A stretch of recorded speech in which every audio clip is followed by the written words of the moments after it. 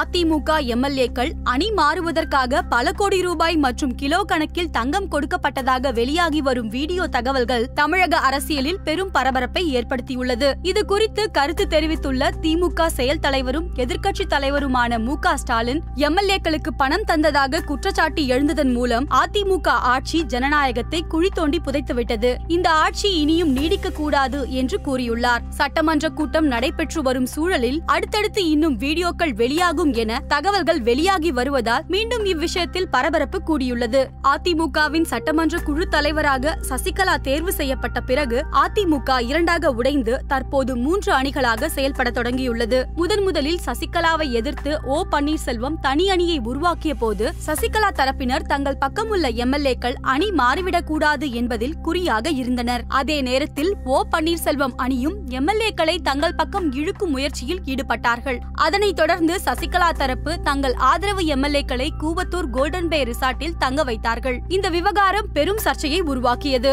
இந்த சம்பவங்களின் போது அங்கு எம்எல்ஏக்களை விலைக்கு வாங்கும் பேரம் நடைபெற்றதாக செய்திகளும் வெளிவந்தன. இந்நிலையில் தனியார் தொலைக்காட்சிகளான டைம்ஸ் நவ் மற்றும் மூன் தொலைக்காட்சி உள்ளிட்டவை பரபரப்பு வீடியோ ஒன்றை வெளியிட்டனர். அதில் கோல்டன் பே ரிசார்ட்டில் இருந்து முதலில் தப்பி ஓடி வந்து ஓ பன்னீர்செல்வம் அணியில் இணைந்த மதுரை தெற்கு தொகுதி எம்எல்ஏ சரவணன் பேசிக் கொண்டிருப்பதாக காட்சிகள் பதிவாகியுள்ளன. குறிப்பிட்ட அந்த வீடியோ காட்சிகளில் எம்எல்ஏக்களை விமான நிலையத்திலேயே மடக்கி 2 கோடி ரூபாய் தருவதாக சொன்னார்கள். அடுத்து எம்எல்ஏ விடுதியில் இருந்து கவர்னர் மாளிகைக்கு சென்ற போது 4 கோடி ரூபாய் தருவதாக சொன்னார்கள். பிறகு கூவத்தூர் விடுதியில் தங்க வைத்திருந்த போது 6 கோடி ரூபாய் தருவதாக உறுதியளித்தார்கள். அதனை தங்கமாக தருவதாகவும் கூறினார்கள் என எம்எல்ஏ சரவணன் பேசுவதாக வீடியோ காட்சிகள் உள்ளன. இந்த வீடியோ குறித்து செய்தியாளர்களிடம் விளக்கம் அளித்த எம்எல்ஏ சரவணன், அந்த வீடியோவில் இருப்பது நான் தான், ஆனால் அதில் உள்ள வாய்ஸ் என்னுடையது இல்லை என மறுத்திருந்தார். இந்நிலையில் மூன் தொலைக்காட்சி தரப்பினர் தாங்கள் ரகசியமாக பதிவு செய்த வீடியோக்களை தங்களது தொலைக்காட்சியில் ஒளிபரப்பாமல் டைம்ஸ் நவ் தொலைக்காட்சிக்கு அதிக விலைக்கு விற்றுவிட்டனர் என்று கூறப்படும் குற்றச்சாட்டு குறித்து விளக்கம் கேட்பதற்காக மூன் டிவி நிர்வாக இயக்குனர் ஷானவாஸ் கானிடம் பேசினோம்.